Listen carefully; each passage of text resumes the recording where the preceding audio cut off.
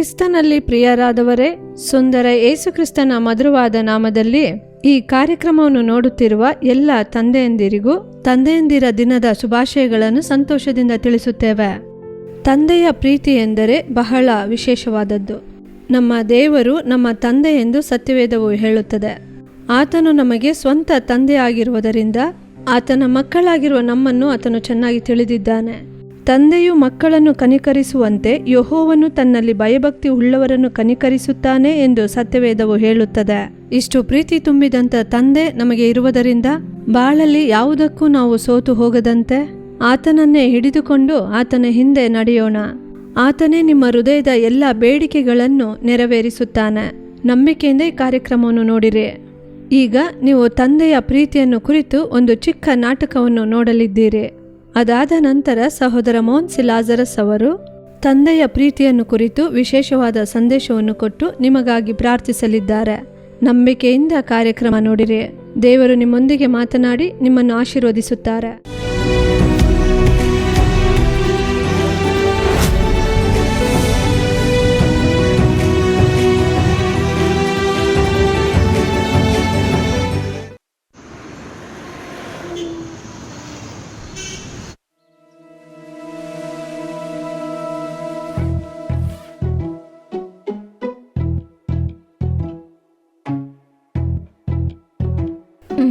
ಮೀನಾ, ಏನಂದ್ರೆ ಇವತ್ತು ಮಾವವರ ಹುಟ್ಟು ಹಬ್ಬ.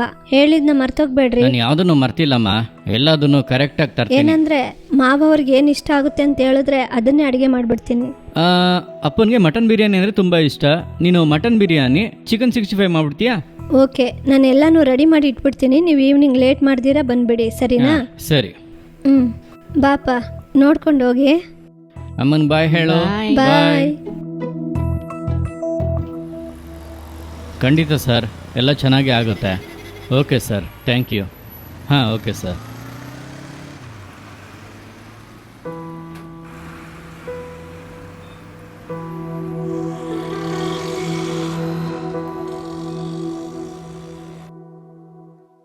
ಅರುಣ್, ಏನಪ್ಪ? ನಾನು ಸ್ವಲ್ಪ ವೀಕ್ ಆಗಿದ್ದೀನಂತೆ. ಡಾಕ್ಟರು ಫ್ರೂಟ್ಸ್ ತಿನ್ನಿ ಅಂತ ಹೇಳಿದ್ದಾರೆ. ನೀನು ಬರ್ಬೇಕಾದ್ರೆ ಒಂದು ಸ್ವಲ್ಪ ತಗೊಂಬರ್ತೀಯಪ್ಪ? ಅಪ್ಪ, ಇದೇ ವಿಷಯನ 10 ದಿನದಿಂದ ಹೇಳ್ತಾನೆ ಇದ್ದೀರಾ.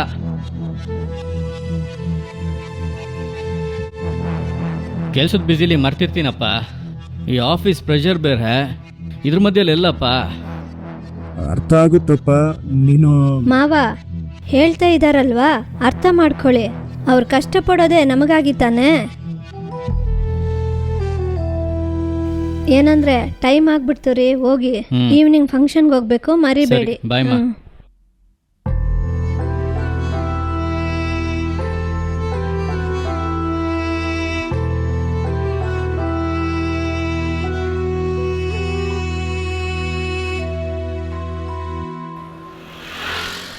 ಹಾಂ, ಕೊಡಿ. ಎಷ್ಟು? 120 ಸರ್. ಹಾಂ, ತಗೊಳ್ಳಿ.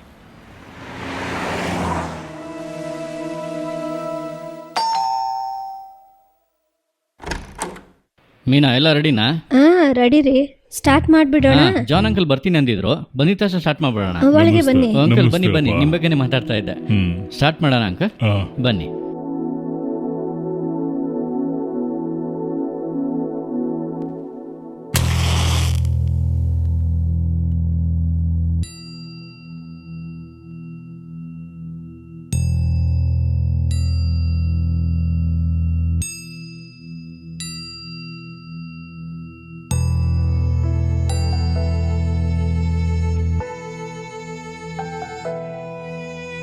ತಗೊಳ್ಳಿ. ಅಯ್ಯೋ ಬೇಡ, ಪರವಾಗಿಲ್ಲಪ್ಪ. ಅಂಕಲ್, ನೀವು ನಮ್ಮ ಅಪ್ಪನ ಥರ ಅಂಕಲ್. ನೀವು ತಗೊಂಡ್ರೆ ನಮ್ಮ ಅಪ್ಪನೇ ತಗೊಂಡಂಗೆ.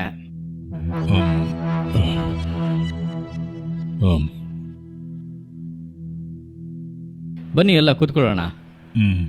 ಹಾಂ, ಬಾರೋ.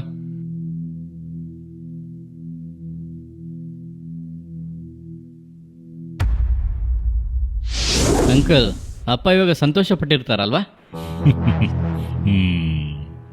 ಯಾಕಂಕಲ್, ಏನು ಹೇಳ್ದಲ್ಲ ನಗಾಡ್ತಾ ಇದ್ದೀರಾ? ಜಾನ್, ನೀನು ಪರವಾಗಿಲ್ವೋ? ನಿನ್ನ ಮಕ್ಕಳನ್ನೆಲ್ಲ ಚೆನ್ನಾಗಿ ಬೆಳೆಸಿದ್ಯಾ? ಅವರು ನಿನ್ನ ಚೆನ್ನಾಗಿ ನೋಡ್ಕೊತಾ ಇದ್ದಾರೆ. ಏನೋ ಆ ಥರ ಹೇಳ್ತಿದ್ಯಾ? ನನ್ನ ಮಗ ಕೆಲಸ ಅಂತ ಹೊರಗಡೆ ಹೋಗ್ತಾನೆ. ನನ್ನ ಹತ್ರ ಸರಿಯಾಗಿ ಮುಖ ಕೊಟ್ಟು ಮಾತಾಡೋದಿಲ್ಲ. ಲೋ ಅವನ್ ಕೆಲ್ಸ ಆಗಿದೆಯೋ ಎಲ್ಲ ಸರಿ ಹೋಗುತ್ತೆ ಬಿಡು. ಸರಿ ಹೋಗುತ್ತೆ ಅನ್ನೋ ಯೋಚನೆಗಳೆಲ್ಲ ಹೋಗಿ ಎಷ್ಟು ದಿನಗಳಾಗೋಯ್ತು. ಅವನು ನನಗೊಬ್ಬನೇ ಮಗನ. ಅವನು ಚಿಕ್ಕ ವಯಸ್ಸಲ್ಲಿದ್ದಾಗ ನಾನು ತುಂಬಾ ಕಷ್ಟಪಟ್ಟೆ. ಆದರೆ ಅವನಿಗೆ ಯಾವ ಕಷ್ಟ ಇರಬಾರ್ದು ಅಂತ ಅವನ್ನ ಚೆನ್ನಾಗಿ ಬೆಳೆಸ್ದೆ ಕಣ. ನನಗೆ ಗೊತ್ತು ಕಣೋ. ಅವನ ಹತ್ರ ನಾನು ಹಣ ಕಾಸು ಏನೂ ಎದುರು ನೋಡ್ತಾ ಇಲ್ಲ, ಪ್ರೀತಿನ ಮಾತ್ರ ಎದುರು ನೋಡ್ತಾ ಇದ್ದೀನಿ.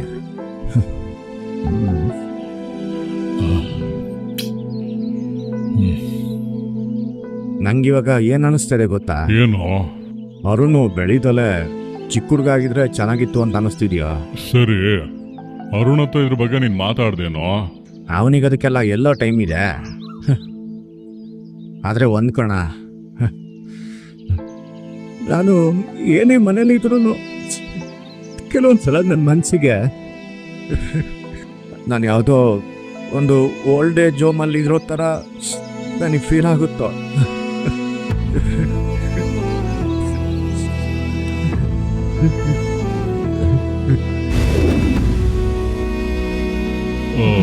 ಅರುಣ್, ನಾನು ಈ ಥರ ಹೇಳ್ತೀನಿ ಅಂತ ತಪ್ಪಾಗಿ ತಿಳ್ಕೊಬೇಡಿ. ನನಗೆ ಇದರಲ್ಲೆಲ್ಲ ನಂಬಿಕೆ ಇಲ್ಲ. ಯಾಕಂದ್ರೆ ಹೆತ್ತವರು ಇರುವಾಗ ನೀವು ಅವ್ರಿಗೆ ಪ್ರೀತಿ ತೋರಿಸಿ, ಇರುವಾಗ ತೋರಿಸ್ದೇ ಇರೋ ಪ್ರೀತಿನ ಇಲ್ದೇ ಇರುವಾಗ ತೋರಿಸಿದ್ರೆ ಏನು ಪ್ರಯೋಜನ? ನಮ್ಮಪ್ಪ ಸಂತೋಷ ಪಟ್ರ ಅಂತ ನನ್ನ ಹತ್ರ ಕೇಳ್ದಲ್ಲ ಅರುಣ್. ನಿಮ್ಮ ಅಪ್ಪನ ಹತ್ರ ಒಂದಿನಾದ್ರೂ ಆ ಥರ ಕೇಳಿದ್ಯಾ? ಬೈಬಲ್ ಅಲ್ಲಿ ಒಂದು ವಾಕ್ಯ ಇದೆ, ನಿನ್ನ ತಂದೆ ತಾಯಿಗಳನ್ನು ಸನ್ಮಾನಿಸಬೇಕು ಅಂತ. ನೀನು ನಿಮ್ಮ ಅಪ್ಪನಿಗೆ ಅಥವಾ ಅವ್ರ ಮಾತಿಗಾದ್ರೂ ಗೌರವ ಕೊಟ್ಟಿದ್ಯಾ? ಅರುಣ್, ಈಗ ನಾಗರಿಕತೆ ಕಲ್ಚರು ಅಂತೆಲ್ಲ ಹೇಳಿ ತುಂಬಾ ಜನ ಹೆತ್ತವ್ರನ್ನಾಗ್ಲಿ ಅಥವಾ ಮತ್ತೊಬ್ಬರನ್ನಾಗ್ಲಿ ಗೌರವಿಸೋದು ಇಲ್ಲ, ಪ್ರೀತಿ ತೋರಿಸೋದು ಇಲ್ಲ.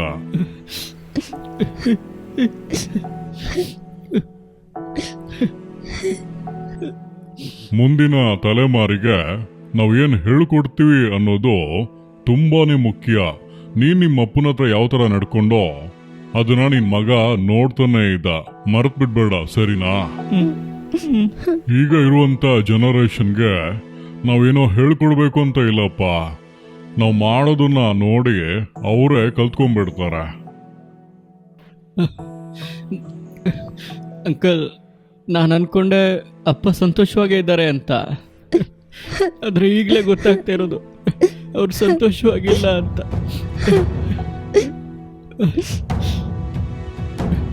ಆದರೆ ಒಂದು, ಅಪ್ಪ ನನ್ನ ಮೇಲೆ ಕೋಪದಿಂದಿರ್ತಾರಲ್ಲ ಅಂಕಲ್.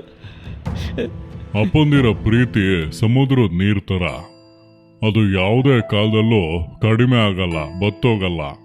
ಆದ್ರೆ ಅವ್ರ ಮಕ್ಕಳ ಮೇಲೆ ತೋರಿಸುವಂತ ಕೋಪ ಕಾಲೇಜೆ ಮೇಲೆ ಬರೋ ನೀರಿನ ತರಪ್ಪ. ಸ್ವಲ್ಪ ಹೊತ್ತಿಗೆ ಆ ನೀರು ಇರೋದಿಲ್ಲ, ಆ ಹೆಜ್ಜೆ ಗುರುತು ಕಾಣೋದಿಲ್ಲ. ಒಬ್ಬ ತಂದೆಯಾಗಿ ಅವನ ಕರ್ತವ್ಯಗಳನ್ನ ಅವನ್ ಮಾಡ್ಬಿಟ್ಟ. ಆದ್ರೆ ಒಬ್ಬ ಮಗ ಆಗಿ ನೀನೇನ್ ಮಾಡ್ದೆ? ನನಗೆ ಈ ಬೈಬಲ್ ವಾಕ್ಯ ಇದೆಲ್ಲ ಏನು ಗೊತ್ತಿಲ್ಲ ಅಂಕಲ್. ಒಂದು ವೇಳೆ ನಂಗೆ ಇದೆಲ್ಲ ಗೊತ್ತಿದ್ದಿದ್ರೆ ನಾನು ಈ ಥರ ನಡ್ಕೋತಾ ಇದ್ದಿಲ್ಲ ಅನ್ಸುತ್ತೆ ಅಂಕಲ್.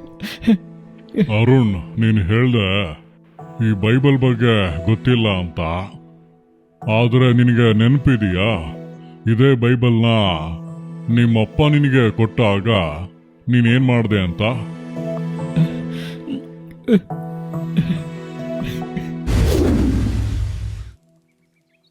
ಅರುಣ್, ಇದು ನನ್ನ ಫ್ರೆಂಡ್ ಕೊಟ್ಟ. ನಿಮ್ಮ ಫ್ರೆಂಡ್ ಕೊಟ್ಟಿದ್ರೆ ನೀವೇ ಇಟ್ಕೊಳ್ಳಿಯಪ್ಪ. ನನಗೆ ಬೈಬಲ್ ಗಿಬಲ್ ಎಲ್ಲ ಬೇಕಾಗಿಲ್ಲ. ಯಾಕಪ್ಪ ಈ ಥರ ಬೂಮರ್ ಥರ ಇದ್ದೀರಾ? ನನಗೆ ತುಂಬ ಕೆಲಸ ಇದೆ, ಕೋಪ ಬರ್ಸ್ಬಿಡಿ, ಹೋಗಿ. ಅರುಣ್, ತಂದೆಯನ್ನಾಗಲಿ ತಾಯಿಯನ್ನಾಗಲಿ ಶಪಿಸುವವನ ದೀಪವು ಮಧ್ಯರಾತ್ರಿ ಅಂಧಕಾರದಲ್ಲಿ ಆರಿ ಹೋಗುವುದು ಅಂತ ಬೈಬಲಲ್ಲಿ ಒಂದು ವಾಕ್ಯ ಇದೆ. ಈಗ ನಿನ್ ದೀಪ ಯಾವ ತರ ಇದೆ?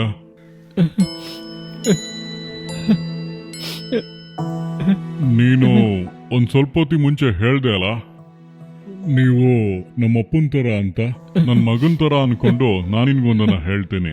ನಾನು ಫಾಲೋ ಮಾಡುವಂತ ಈ ಬೈಬಲ್ನಲ್ಲಿ ಒಬ್ಬರು ತಂದೆ ಈ ಲೋಕದಲ್ಲಿರುವಂತ ಎಲ್ಲರನ್ನ ತುಂಬಾ ಪ್ರೀತಿಸಿದ್ದರಿಂದ ಅವ್ರಿಗೆ ಇದ್ದಂತ ಒಬ್ಬನೇ ಒಬ್ಬ ಮಗನನ್ನ ಹೊಡೆಯಲ್ಪಡೋದಕ್ಕೆ ನಿನಗೋಸ್ಕರ ಯಾಕೆ ಎಲ್ಲರಿಗೋಸ್ಕರ ಆತನನ್ನ ಶಿಲುಬೆಯಲ್ಲಿ ಜಡಿಯೋದಕ್ಕೂ ಒಪ್ಪಿಸಿಕೊಟ್ರು.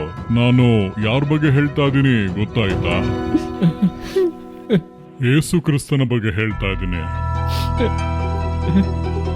ನಾನು ನಿಮ್ಮಪ್ಪನ್ನು ಆಗಾಗ ಮೀಟ್ ಮಾಡುವಾಗ ಅವರು ನಿನ್ ಬಗ್ಗೆನೇ ಜಾಸ್ತಿ ಮಾತಾಡ್ತಾ ಇದ್ರು. ತುಂಬಾ ಸಲ ನಿನ್ನ ವಿಷಯವಾಗಿ ಕಣ್ಣೀರ್ ಹಾಕಿದ್ದಾರೆ ಗೊತ್ತಾ? ನಿಮ್ಮಪ್ಪ ಕೊನೆಯದಾಗಿ ಹೇಳಿದ್ದು ಏನ್ ಗೊತ್ತಾ? ನಾನು ನನ್ನ ಮನ್ಸಲ್ಲಿ ಸ್ವೀಕರಿಸಿರೋ ಯೇಸುವನ್ನ ನನ್ನ ಮಗನು ಕೂಡ ಸ್ವೀಕರಿಸ್ಕೊಂಡ್ರೆ ಚೆನ್ನಾಗಿರುತ್ತೆ ಅಂತ ಹೇಳ್ದ. ಅಂಕಲ್, ಹಾಗಾದ್ರೆ ನೀನು ಮತಾಂತರ ಆಗು ಅಂತ ನಾನು ಹೇಳ್ತಿಲ್ಲ, ಆದ್ರೆ ನಿನ್ ಮನ್ಸಲ್ಲಿ ಆ ಯೇಸು ಕ್ರಿಸ್ತನಿಗೆ ಸ್ಥಳ ಕೊಡು ಅಂತ ಹೇಳ್ತಾ ಇದ್ದೀನಿ. ಒಬ್ಬ ಮಗ ಆಗಿ ಇನ್ನು ನಿಮ್ಮ ಅಪ್ಪನ್ಗೆ ನಿನ್ನಿಂದ ಏನು ಮಾಡೋದಕ್ಕಾಗೋದಿಲ್ಲ. ಆದ್ರೆ ಒಬ್ಬ ತಂದೆ ಆಗಿ ಈ ಬೈಬಲ್ ಸಹಾಯದಿಂದ ನಿನ್ನ ಮಗನಿಗೆ ನೀನೊಬ್ಬ ಒಳ್ಳೆ ತಂದೆ ಆಗಿರ್ಬಹುದು.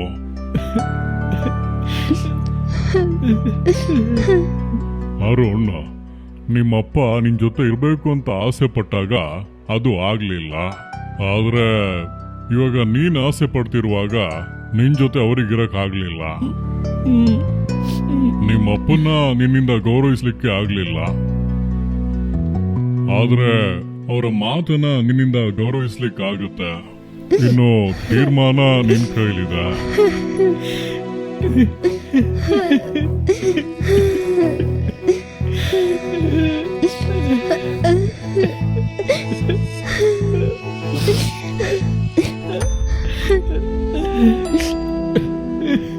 ಅವನ ಹತ್ರ ನಾನು ಹಣ ಕಾಸು ಏನೂ ಎದುರು ನೋಡ್ತಾ ಇಲ್ಲ, ಪ್ರೀತಿನ ಮಾತ್ರ ಎದುರು ನೋಡ್ತಾ ಇದ್ದೀನಿ. ನಾನು ಮನಸ್ಸಲ್ಲಿ ಸ್ವೀಕರಿಸ್ಕೊಂಡ ಯೇಸುವನ್ನ ನನ್ನ ಮಗನು ಸ್ವೀಕರಿಸ್ಕೊಂಡ್ರೆ ಚೆನ್ನಾಗಿರುತ್ತೋ.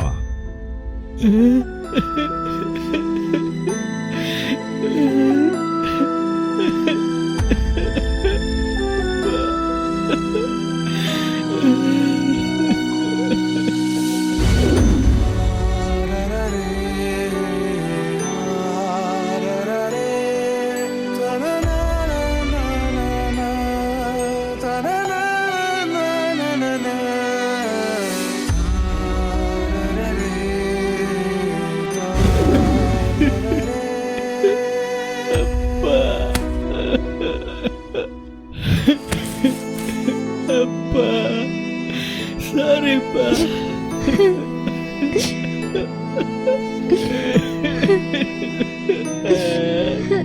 ಅಳ್ಬೇಡ್ರಿ.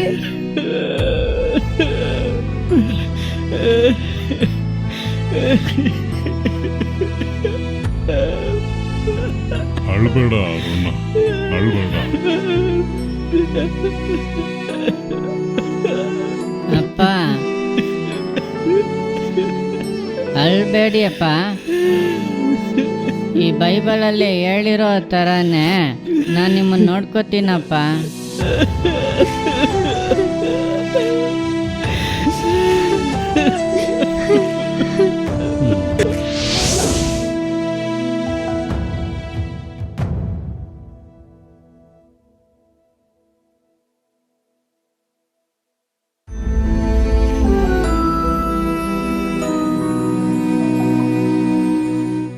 ಪ್ರಿಯರಾದವರೇ, ಯೇಸುಕ್ರಿಸ್ತನ ನಾಮದಲ್ಲಿ ನಿಮಗೆ ನನ್ನ ಪ್ರೀತಿಯ ವಂದನೆಗಳು.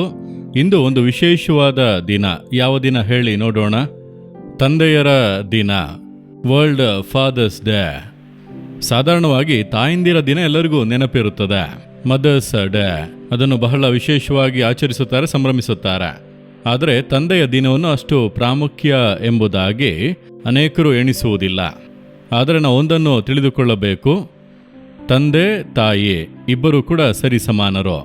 ನಮ್ಮ ಜೀವಿತದಲ್ಲಿ ನಾವು ಈ ಲೋಕಕ್ಕೆ ಬರುವುದರಲ್ಲಿ, ಈ ಲೋಕದಲ್ಲಿ ನಾವು ಉನ್ನತವಾದಂಥ ಒಂದು ಹಂತಕ್ಕೆ ಏರುವುದರಲ್ಲಿ ಇಬ್ಬರಿಗೂ ಕೂಡ ಪಾಲು ಇದೆ. ತಾಯಿಯ ಪಾಲು ಕೂಡ ಇದೆ, ಅವರ ಪಾಲು ಅದು ಬೇರೆ, ತಂದೆಯ ಪಾಲು ಅದು ಬೇರೆ, ಎರಡೂ ಕೂಡ ವಿಭಿನ್ನವಾಗಿರುತ್ತವೆ. ತಾಯಿ ಯಾವಾಗಲೂ ಈಗ ನನ್ನ ಮಗು ಚೆನ್ನಾಗಿರಬೇಕು ಎಂಬುದಾಗಿ ಅವರಿಗೆ ಆಹಾರ ಕೊಡುವುದು, ವಸ್ತ್ರ ಕೊಡುವುದು, ಅದರಲ್ಲಿ ಗಮನ ಕೊಡುವರು. ಆದರೆ ತಂದೆ ನನ್ನ ಮಗು ಭವಿಷ್ಯತ್ ಕಾಲದಲ್ಲಿ ಹೇಗಿರಬೇಕು, ಈಗ ಚೆನ್ನಾಗಿ ಓದಿದರೆ ತಾನೇ ಭವಿಷ್ಯತ್ ಕಾಲದಲ್ಲಿ ಚೆನ್ನಾಗಿರಲು ಸಾಧ್ಯ. ಭವಿಷ್ಯತ್ ಕಾಲದ ಉನ್ನತಿ ಮೇಲುಗಳನ್ನು ಗಮನದಲ್ಲಿಟ್ಟುಕೊಂಡು ಕಾರ್ಯ ಮಾಡುವಂಥವರು ತಂದೆ. ಆದ್ದರಿಂದ ಸ್ವಲ್ಪ ಖಂಡಿಸುತ್ತಾರೆ, ಅದು ಅನೇಕ ಮಕ್ಕಳಿಗೆ ಹಿಡಿಸುವುದಿಲ್ಲ. ಆದ್ದರಿಂದ ನನ್ನ ತಾಯಿಯೇ ನನಗೆ ಎಲ್ಲವೂ ಕೂಡ ಎಂಬಂತೆ ಮಾತನಾಡುವರು. ಆದರೆ ತಂದೆಯ ಪ್ರೀತಿ ಒಂದು ತಾಯಿಯ ಪ್ರೀತಿಗೆ ಸರಿ ಸಮಾನವಾದದ್ದು ಎಂಬುದನ್ನು ಅರಿತುಕೊಳ್ಳಬೇಕು. ಹಾಗಾದರೆ ನಾವು ಅವರಿಗೆ ಏನು ಮಾಡಬೇಕು? ಹೆತ್ತವರು ನಮಗೆ ಎಷ್ಟು ಉಪಕಾರ ಮಾಡುತ್ತಾರಲ್ಲ, ಅವರಿಗೆ ಪ್ರತ್ಯುಪಕಾರ ಮಾಡಬೇಕು ಎಂಬುದಾಗಿ ಸತ್ಯವೇದ ನಮಗೆ ಹೇಳುತ್ತದೆ. ಅದಕ್ಕೆ ಏನು ಮಾಡಬೇಕಂತೆ ಎಫೆಸದವರಿಗೆ 6ನೇ ಅಧ್ಯಾಯ 2-3 ವಾಕ್ಯಗಳಲ್ಲಿ ವಾಗ್ದಾನ ಸಹಿತವಾದ ಮೊದಲನೆಯ ಆಜ್ಞೆಯನ್ನು ಕೇಳಿರಿ, ನಿನ್ನ ತಂದೆ ತಾಯಿಗಳನ್ನು ಸನ್ಮಾನಿಸಬೇಕು, ಸನ್ಮಾನಿಸಿದರೆ ನಿನಗೆ ಮೇಲಾಗುವುದು, ನೀನು ಭೂಮಿಯ ಮೇಲೆ ಬಹುಕಾಲ ಬದುಕುವೆ. ದೇವರೇನು ಹೇಳುತ್ತಾ ಇದ್ದಾರೆ ನೋಡಿರಿ, ನಿನಗೆ ಮೇಲು ಉಂಟಾಗುವಂತೆ, ನಿನ್ನ ಆಯಸ್ಸು ದಿನಗಳು ವೃದ್ಧಿಯಾಗುವಂತೆ, ಅಂದರೆ ಭೂಮಿಯ ಮೇಲೆ ಬಹುಕಾಲ ಬದುಕುವಂತೆ ನಿನ್ನ ತಂದೆ ತಾಯಿಗಳನ್ನು ಸನ್ಮಾನಿಸಬೇಕು. ಇಬ್ಬರನ್ನು ಕೂಡ ಹೇಳಲ್ಪಟ್ಟಿದೆ. ತಂದೆ ತಾಯಿ ಇಬ್ಬರು ಕೂಡ ಮುಖ್ಯ. ಹಾಗಾಗಿ ತಂದೆಯರ ದಿನದಲ್ಲಿ ತಂದೆಯ ಪ್ರೀತಿಯನ್ನು ಯೋಚಿಸಿ ನೋಡಿರಿ. ಅವರು ನಮ್ಮ ಮೇಲೆ ಎಷ್ಟು ಪ್ರೀತಿಯನ್ನು ಇಟ್ಟಿದ್ದಾರೆ. ಸ್ವಲ್ಪ ಖಂಡಿಸುವರು, ನಮ್ಮನ್ನು ಶಿಕ್ಷಿಸುವರು, ಏನಾದರೂ ತಪ್ಪನ್ನು ಮಾಡಿದರೆ ಸ್ವಲ್ಪ ಹೊಡೆಯುವರು. ಆದ್ದರಿಂದ ತಂದೆಯ ಮೇಲೆ ಕೆಲವರಿಗೆ ಕೋಪ. ತಂದೆ ಅಂದರೆ ಕೆಟ್ಟವರು ಎಂದು ಅಂದುಕೊಳ್ಳುತ್ತಾರೆ. ಆ ರೀತಿ ಅಲ್ಲ. ದೇವರು ಯಾರನ್ನು ಪ್ರೀತಿಸುತ್ತಾರೋ ಅವರನ್ನೇ ಶಿಕ್ಷಿಸುತ್ತಾರೆ. ತಂದೆಯು ತನ್ನ ಮುದ್ದು ಮಗನನ್ನು ಶಿಕ್ಷಿಸುವ ಹಾಗೆ ಎಂಬುದಾಗಿ ವಾಕ್ಯದಲ್ಲಿ ಇದೆ. ಹಾಗಾಗಿ ನಮ್ಮನ್ನು ಪ್ರೀತಿಸುವುದರಿಂದಲೇ ನಮ್ಮನ್ನು ಖಂಡಿಸುತ್ತಾರೆ. ನನ್ನ ಮಕ್ಕಳು ಕೆಟ್ಟ ಫ್ರೆಂಡ್ಸ್ ಜೊತೆ ಸೇರಿ ಹಾಳಾಗಬಾರದು ಎಂದು ನಿಮ್ಮ ಫ್ರೆಂಡ್ಶಿಪ್ನ ಕುರಿತು ಗಮನವಾಗಿ ಇರುತ್ತಾರೆ. ನೀವು ಹೊರಗೆ ಸುತ್ತಾಡಿಕೊಂಡು ಏನಾದರೂ ಸಮಸ್ಯೆಯಲ್ಲಿ ಬೀಳಬಾರದು ಎಂಬುದಾಗಿ, ನೀನು ಹೊರಗೆ ಸುತ್ತುವುದಕ್ಕೆ ಹೋಗಬೇಡ, ಸರಿಯಾದ ಸಮಯಕ್ಕೆ ಮನೆಗೆ ಬಾ ಎಂಬುದಾಗಿ ಗದರಿಸುವರು. ನೀನು ಓದಿ ಇಷ್ಟು ಮಾರ್ಕ್ಸ್ ತೆಗೆದುಕೊಳ್ಳಬೇಕೆಂದು ಖಂಡಿಸುವುದಕ್ಕೆ ಕಾರಣ, ಆಗಲೇ ನಿಮ್ಮ ಭವಿಷ್ಯತ್ ಕಾಲ ಚೆನ್ನಾಗಿರುತ್ತದೆ. ಅದುವೇ ತಂದೆಯ ಪ್ರೀತಿ. ಈ ರೀತಿಯಾಗಿ ನಮಗೋಸ್ಕರ ದುಡಿದು ಕಷ್ಟಪಟ್ಟು ಶ್ರಮಪಟ್ಟು ಓದುವಂತೆ ಮಾಡಿ ನಮ್ಮನ್ನು ರೂಪಿಸಿ ಬೆಳೆಸುವಂಥವರು ತಂದೆ. ನೀವು ಅವರಿಗೆ ಏನು ಮಾಡಿದ್ದೀರಿ? ನೀವು ನಿಮ್ಮ ತಂದೆಗೆ ಏನು ಮಾಡಿದ್ದೀರಿ? ಹಣವನ್ನು ಬಂಗಾರವನ್ನು ಕೇಳುತ್ತಿಲ್ಲ. ನಿಮ್ಮ ಪ್ರೀತಿ, ಅಕ್ಕರೆಯಿಂದ ಅವರೊಂದಿಗೆ ಮಾತನಾಡುವುದು, ಪ್ರೀತಿಯಿಂದ ಮಾತನಾಡುವುದು, ವಯಸ್ಸಾದ ಕಾಲದಲ್ಲಿ ಅವರಿಗೊಂದು ಆದರಣೆಯಾಗಿ ಇರುವಂಥದ್ದು, ಸಹಾಯ ಮಾಡುವುದು. ಅನೇಕರು ವಯಸ್ಸಾಗಿ ಬಿಟ್ಟರೆ ತಂದೆ ತಾಯಿಗಳನ್ನು ಒಂದು ಭಾರ ಎಂಬುದಾಗಿ ಅಂದುಕೊಳ್ಳುವಂಥ ಕಾಲದಲ್ಲಿ ನಾವು ಬಂದಿದ್ದೇವೆ. ನನಗೆ ಪ್ರಿಯರಾದವರೇ, ನಿಮ್ಮ ತಂದೆಯವರು ಜೀವದಿಂದ ಇದ್ದರೆ ಅವರನ್ನು ಈಗಲೇ ಸಂತೋಷವಾಗಿ ನೋಡಿಕೊಳ್ಳಿ. ಅವರು ಸತ್ತ ನಂತರ ಅವರ ಫೋಟೋ ಇಟ್ಟು, ಹಾರ ಎಲ್ಲ ಹಾಕಿ, ಬಟ್ಟೆಯನ್ನೆಲ್ಲ ಇಟ್ಟು ಅವ್ರಿಗೇನೋ ಗೌರವ ಸಲ್ಲಿಸುತ್ತೇನೆ ಎಂಬಂತೆ ಅದರಲ್ಲಿ ಯಾವುದೇ ಪ್ರಯೋಜನ ಇಲ್ಲ. ಆದ್ದರಿಂದ ಜೀವದಿಂದಿರುವವರೆಗೂ ಅವರನ್ನು ಸಂತೋಷವಾಗಿ ನೀವು ನೋಡಿಕೊಂಡರೆ ಅದು ನಿಮಗೆ ಆಶೀರ್ವಾದ. ನಿಮ್ಮ ಸಲುವಾಗಿ ಅವರ ಹೃದಯ ಒಡೆದು ಹೋದರೆ, ನೀವು ಅವರನ್ನು ದುಃಖ ಪಡಿಸುವುದಾದರೆ ಅದು ಶಾಪವಾಗಿ ಬದಲಾಗುತ್ತದೆ. ನಿಮಗೆ ಗೊತ್ತಾ? ಅನೇಕರ ಕುಟುಂಬಗಳಲ್ಲಿ ತಂದೆ ತಾಯಿಗಳ ಹೃದಯದಲ್ಲಿ ಇರುವಂಥ ದುಃಖ ಶಾಪವಾಗಿ ಕುಟುಂಬಗಳನ್ನು ಬಾಧಿಸುತ್ತಾ ಇರುವುದನ್ನು ನನ್ನ ಸೇವೆಯ ಮಾರ್ಗದಲ್ಲಿ ನಾನು ನೋಡಿದ್ದೇನೆ. ಅವರು ಬಾಯಿ ತೆರೆದು ಶಪಿಸುವುದಿಲ್ಲ, ಮಕ್ಕಳು ಚೆನ್ನಾಗಿರಲಿ ಎಂದು ಹೇಳುತ್ತಾರೆ. ಆದರೆ ಹೃದಯದಲ್ಲಿ ಉಂಟಾಗುವಂಥ ಆ ನೋವು ವೇದನೆಗಳೇ ಶಾಪವಾಗಿ ಬದಲಾಗುತ್ತದೆ. ಆದ್ದರಿಂದ ನಿಮ್ಮ ತಂದೆಯವರನ್ನು ಸಂತೋಷವಾಗಿ ಇಟ್ಟುಕೊಳ್ಳಲು ನೀವು ಪ್ರಯತ್ನ ಪಡಿರಿ. ಒಂದು ವೇಳೆ ನಿಮಗೆ ಹಿಡಿಸದೇ ಇರುವಂಥ ಗುಣ ಸ್ವಭಾವಗಳು ಇರಬಹುದು. ಅವರು ಹಿಂದಿನ ತಲೆಮಾರು, ಅದಕ್ಕೆ ತಕ್ಕಂತೆ ಕೆಲವೊಂದು ಗುಣಗಳೆಲ್ಲ ಇದ್ದರೂ ಕೂಡ ಅವರು ನಿಮ್ಮ ತಂದೆ ತಾನೇ. ಮನಪೂರ್ವಕವಾಗಿ ಕ್ಷಮಿಸಿ ಅವರನ್ನು ಸ್ವೀಕರಿಸಿಕೊಂಡು ಅವರಿಗೆ ಏನು ಮಾಡಬೇಕು ಆ ಕರ್ತವ್ಯಗಳನ್ನು ಮಾಡಿ ಅವರು ಸಂತೋಷವಾಗಿದ್ದಾರಾ ಎಂಬುದಾಗಿ ನೀವು ನೋಡಿಕೊಳ್ಳಿರಿ. ಅದು ಬಹಳ ಮುಖ್ಯ. ಅದೇ ನಿಮಗೆ ಆಶೀರ್ವಾದಗಳನ್ನುಂಟು ಮಾಡುತ್ತದೆ. ನಾವು ಹಾದು ಬಂದಂಥ ಹಾದಿಯಲ್ಲಿ ನಮ್ಮ ತಾಯಿಯವರೇ ನಮ್ಮನ್ನು ಬಹಳ ಕಷ್ಟಪಟ್ಟು ನಮ್ಮನ್ನು ಸಾಕಿದರು. ಆ ಪರಿಸ್ಥಿತಿ ಹಾಗೆ. ನನ್ನ ತಂದೆಯವರಿಗೆ ಕುಟುಂಬದ ಜವಾಬ್ದಾರಿ ಇದನ್ನೆಲ್ಲ ಮಾಡಬೇಕೆಂಬುದಾಗೆಲ್ಲ ಇಲ್ಲ. ತಾಯಿಯೇ ಎಲ್ಲ ಜವಾಬ್ದಾರಿ ತೆಗೆದುಕೊಂಡು ಎಲ್ಲ ಕಾರ್ಯಗಳನ್ನು ಮಾಡಿದರು. ಆ ರೀತಿ ಇದ್ದರೂ ಕೂಡ ಅವರ ವಯಸ್ಸಾದಂಥ ಕಾಲದಲ್ಲಿ ನನ್ನ ತಂದೆಗೆ ನಿಮಗೆ ಏನೇ ಬೇಕಿದ್ದರೂ ನನ್ನ ಬಳಿ ಕೇಳಿರಿ, ಬೇರೆ ಯಾರ ಬಳಿ ಕೇಳಬೇಡಿ. ನಿಮಗೆ ಏನು ಬೇಕು, ಖರ್ಚಿಗೆ ಹಣ ಬೇಕಾ, ನಾನು ಕೊಡುತ್ತೇನೆ. ನಿಮಗೆಲ್ಲಾದರೂ ಔತಣಕ್ಕೆ ಹೋಗಬೇಕು, ಮದುವೆ ಮನೆಗೆ ಹೋಗಬೇಕು, ಗಿಫ್ಟ್ ಕೊಡಬೇಕು, ನನ್ನ ಬಳಿ ಕೇಳಿರಿ. ನಿಮಗೆಲ್ಲವನ್ನು ಕೂಡ ನಾನು ಮಾಡುವೆ. ನೀವು ಸಂತೋಷವಾಗಿದ್ದರೆ ಸಾಕು ಎಂಬುದಾಗಿ ನಾನು ವೈಯಕ್ತಿಕವಾಗಿ ಅವರಿಗೆ ಹೇಳಿದೆನು. ಹಾಗಾಗಿ ಏನೇ ಅವಶ್ಯಕತೆ ಇದ್ದರೂ ಕೂಡ ನನ್ನ ಬಳಿ ಬರುವರು. ನನಗೆ ಗೊತ್ತು, ಸಂತೋಷವಾಗಿ ಒಬ್ಬ ಮಗ ತಂದೆಗೆ ಏನನ್ನು ಮಾಡಬೇಕು ಅದನ್ನು ಮಾಡುವುದಕ್ಕೆ ದೇವರು ಕೃಪೆ ಕೊಟ್ಟರು. ಆದ್ದರಿಂದ ಮನಸ್ಸಿಗೆ ಬಹಳ ಸಂತೋಷ, ಅದು ಮನಸ್ಸಿಗೆ ಬಹಳ ನೆಮ್ಮದಿ, ಸಂತೋಷ. ಅವರು ಜೀವದಿಂದ ಇರುವಾಗ ಅವರನ್ನು ಚೆನ್ನಾಗಿ ಸಂತೋಷವಾಗಿ ನೋಡಿಕೊಳ್ಳುವಂಥ ಕೃಪೆಯನ್ನು ದೇವರು ನನಗೆ ಕೊಟ್ಟರು ಎಂಬುದಾಗಿ. ಆದ್ದರಿಂದ ಹಿಂದೆ ನಡೆದದ್ದನ್ನೆಲ್ಲ ಹೇಳಿ, ನಮ್ಮ ತಂದೆ ಹಾಗೆ ಮಾಡಿದರು ಹೀಗೆ ಮಾಡಿದರು, ನಮ್ಮನ್ನು ಗಮನಿಸಲೇ ಇಲ್ಲ. ಎಲ್ಲರ ಜೀವಿತಲ್ಲೂ ಒಳ್ಳೆಯದು ಕೆಟ್ಟದ್ದು ಇರುತ್ತದೆ. ಆದರೆ ಅದನ್ನು ನೋಡದೆ ನಾವು ಮಕ್ಕಳಾಗಿ ತಂದೆಗೆ ಏನು ಮಾಡಬೇಕು, ದೇವರು ಏನನ್ನು ಹೇಳಿದ್ದಾರೋ ಅದನ್ನು ಮಾಡಿರಿ. ನೀವು ಗಂಡ ಹೆಂಡತಿಯಾಗಿ ಇರುವುದಾದರೆ ಇಬ್ಬರ ಹೆತ್ತವರು ಕೂಡ ಪ್ರಾಮುಖ್ಯವೇ. ನಿಮ್ಮ ಗಂಡನ ತಂದೆಯನ್ನು ಅವರ ಮಗ ನೋಡಿಕೊಳ್ಳುವುದಕ್ಕೆ ಹೆಂಡತಿ ತಡೆಯಾಗಿ ತೊಡಕಾಗಿ ಇರಬಾರದು. ನಿಮ್ಮ ತಂದೆ ತಾನೇ ಮಾಡಿರಿ, ಸಂತೋಷವಾಗಿರಿಸಿ, ಮನಪೂರ್ವಕವಾಗಿ ಹೇಳಿರಿ, ನಿಮ್ಮ ಜೀವಿತ ಆಶೀರ್ವಾದವಾಗಿರುತ್ತದೆ. ಅದೇ ರೀತಿಯಾಗಿ ನಿಮ್ಮ ಹೆಂಡತಿಯ ತಂದೆಗೂ ಕೂಡ ಅದು ಅವರ ಮಗ ಇದ್ದಾನಲ್ಲ, ಅವನು ನೋಡಿಕೊಳ್ಳಲಿ, ಅದು ಅವನ ಜವಾಬ್ದಾರಿ ತಾನೆ. ದೇವರ ಪ್ರೀತಿಯ ಮುಂದೆ ಈ ನಿಯಮಗಳು ಇಲ್ಲ. ಅದು ಲೋಕದವರು ಹೇಳುವಂಥದ್ದು, ಗಂಡು ಮಕ್ಕಳೇ ನೋಡಿಕೊಳ್ಳಬೇಕು ಎಂದು. ಹೆಣ್ಣು ಮಕ್ಕಳು ತಮ್ಮ ತಂದೆಯನ್ನು ಸಂತೋಷವಾಗಿ ನೋಡಿಕೊಳ್ಳಲು ಗಂಡ ತಡೆಯಾಗಿ ಇರಬಾರದು. ಆ ರೀತಿ ಒಬ್ಬರಿಗೆ ಒಬ್ಬರು ನಿಮ್ಮ ಕುಟುಂಬದಲ್ಲಿ ತಂದೆ ಎಂಬಂಥ ಸ್ಥಾನದಲ್ಲಿ ಇರುವಂಥವರನ್ನು ಸಂತೋಷವಾಗಿ ನೋಡಿಕೊಳ್ಳುವುದರಲ್ಲಿ ಗಮನವಾಗಿ ಇರಿ. ನೀವು ಅದರಲ್ಲಿ ತಪ್ಪಿಬಿಟ್ಟರೆ ಅವರ ಮರಣದ ನಂತರ ನಿಮ್ಮ ಮನಸ್ಸಾಕ್ಷಿ ನಿಮ್ಮನ್ನು ಕೊಲ್ಲುತ್ತದೆ, ನಿಮ್ಮನ್ನು ಬಾಧಿಸುತ್ತದೆ. ಅದು ನಿಮಗೆ ಶಾಪವಾಗಿ ನಿಲ್ಲುತ್ತದೆ. ಅದಕ್ಕೆ ಅವಕಾಶ ಕೊಡದೆ ಇದುವರೆಗೂ ನೀವು ನಿಮ್ಮ ತಂದೆ ತಾಯಿಗಳನ್ನು ಅಥವಾ ನಿಮ್ಮ ಸಂಗಾತಿಯ ತಂದೆ ತಾಯಿಗಳನ್ನು ದೂರವಾಗಿ ಇಟ್ಟಿದ್ದರೆ, ಇಂದು ನೇರವಾಗಿ ಹೋಗಿ ಅವರೊಂದಿಗೆ ಮಾತನಾಡಿ ಅವರನ್ನು ದುಃಖಪಡಿಸಿದ್ದರೆ ಕ್ಷಮಾಪಣೆ ಕೇಳಿರಿ. ನನ್ನನ್ನು ಆಶೀರ್ವದಿಸಿ ಪ್ರಾರ್ಥಿಸಿ ಎಂಬುದಾಗಿ ಕೇಳಿರಿ. ಅವರೇನು ಬಯಸುತ್ತಾರೋ ಅದನ್ನು ಮಾಡಿರಿ. ಅವರ ಹೃದಯ ಸಂತೋಷ ಪಡುತ್ತದೆ. ಅವರು ನಿಮ್ಮನ್ನು ಆಶೀರ್ವದಿಸುತ್ತಾರೆ. ಆ ಆಶೀರ್ವಾದ ನಿಮ್ಮ ಜೀವಿತದಲ್ಲಿ ಮುಂದುವರಿಯುತ್ತದೆ. ಆದ್ದರಿಂದ ಈ ದಿನ ದೇವರು ನಿಮ್ಮೊಂದಿಗೆ ಮಾತನಾಡಿದ್ದಾರಲ್ಲ, ವಿಧೇಯರಾಗಿ ತಕ್ಷಣವೇ ಒಪ್ಪಿಸಿ ಕೊಡಿ. ನಾಳೆ ಎಂಬುದಾಗಿ ತಳ್ಳಬೇಡಿರಿ, ಹಿಂದೆ ಹೋಗಿರಿ. ಹತ್ತಿರದಲ್ಲೇ ಇದ್ದರೆ ಪ್ರಯಾಣ ಮಾಡಿ ಹೋಗಿ ಅವರನ್ನು ಸಂಧಿಸಿರಿ, ಅವರೊಂದಿಗೆ ಮಾತನಾಡಿ ಸಂತೋಷ ಪಡಿಸಿ ಬನ್ನಿರಿ. ಬೇರೆ ದೇಶದಲ್ಲಿ ಇರುವುದಾದರೆ ಫೋನ್ ಮಾಡಿ ಮಾತನಾಡಿ ಆರೋಗ್ಯ ವಿಚಾರಿಸಿ ಅವ್ರಿಗೇನಾದರೂ ಒಳ್ಳೆಯದನ್ನು ಮಾಡಬೇಕು ಎಂದು ಅವರು ಬಯಸುವಂಥ ಕಾರ್ಯವನ್ನು ಮಾಡಿ ಸಂತೋಷ ಪಡಿಸಿರಿ. ಅದು ನಿಮಗೆ ಬಹಳ ಆಶೀರ್ವಾದ. ಇದುವೇ ಸತ್ಯವೇದ ನಮಗೆ ಹೇಳಿಕೊಡುವಂಥ ಕಾರ್ಯ. ನೀವು ಇದನ್ನೆಲ್ಲ ಮಾಡಲಿಲ್ಲ, ನಿಮ್ಮ ತಂದೆಯವರು ತೀರಿ ಹೋದರು, ಈಗ ಏನು ಮಾಡುವುದೆಂಬುದಾಗಿ ಕಂಗಾಲಾಗುತ್ತೀರಾ?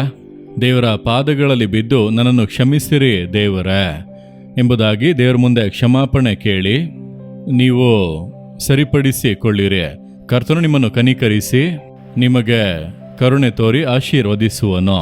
ನಾವು ಪ್ರಾರ್ಥಿಸೋಣ. ತಂದೆಯೇ, ನೀವು ನಮಗೆ ಕೊಟ್ಟಿರುವಂಥ ಹೆತ್ತವರಿಗಾಗಿ ನಿಮಗೆ ಸ್ತೋತ್ರ ಮಾಡುತ್ತೇವೆ. ತಂದೆ ತಾಯಿಗಳನ್ನು ಸನ್ಮಾನಿಸಬೇಕೆಂದು ನೀವು ಕಲಿಸಿ ಕೊಟ್ಟಿದ್ದೀರಿ. ನಾವು ಅದರಲ್ಲಿ ತಪ್ಪು ಮಾಡಿದ್ದೇವೆಂಬುದಾಗಿ ಅರಿತಿದ್ದೇವೆ. ಯಾರ್ಯಾರು ಮನ ತಿರುಗುತ್ತಾ ಇದ್ದಾರೋ ಕರ್ತನೆ ಅವರನ್ನು ಕ್ಷಮಿಸಿರಿ. ಅಯ್ಯೋ, ನಾನು ತಪ್ಪು ಮಾಡಿಬಿಟ್ಟೆ, ನನ್ನ ತಂದೆಯ ಹೃದಯವನ್ನು ಗಾಯಗೊಳಿಸಿದೆನು ಎಂಬುದಾಗಿ ಪ್ರಾರ್ಥಿಸುವಂಥ ಈ ಮಗನಿಗೂ ಈ ಮಗಳಿಗೂ ಕರುಣೆ ತೋರಿರಿ. ದಯಮಾಡಿ ಕ್ಷಮಿಸಿರಿ. ತಮ್ಮ ತಂದೆ ತಾಯಿಗಳನ್ನು ಸಂತೋಷಪಡಿಸಲು, ಅವರಿಗೆ ವಿಧೇಯರಾಗಲು, ಅವರಿಗೆ ಆದರಣೀಯರಾಗಿರಲು ಈ ಮಕ್ಕಳಿಗೆ ಸಹಾಯ ಮಾಡಿರಿ. ಹಿಂದೆ ಅವರನ್ನು ಸಂತೋಷಪಡಿಸುವಂಥ ದಿನವಾಗಿ ನೀವು ಮಾರ್ಪಡಿಸಿ ಕೊಡಿರಿ. ಈ ದಿನ ಮೊದಲುಗೊಂಡು ಒಂದು ಬದಲಾವಣೆಯನ್ನು ಕಂಡು ನಿಮ್ಮನ್ನು ಸ್ತುತಿಸಲು ಸಹಾಯ ಮಾಡಿ. ಅದರ ನಿಮಿತ್ತ ಉಂಟಾಗಿರುವಂಥ ಎಲ್ಲ ಶಾಪಗಳು ಹಿಂದೆ ಮಕ್ಕಳ ಜೀವಿತವನ್ನು, ಕುಟುಂಬವನ್ನು ಬಿಟ್ಟು ಹೋಗಲಿ. ಆಶೀರ್ವದಿಸಿರಿ. ಯೇಸುವಿನ ನಾಮದಲ್ಲಿ ಪ್ರಾರ್ಥಿಸುತ್ತೇನೆ ತಂದೆಯೇ. ಆಮೇನ್, ಆಮೇನ್.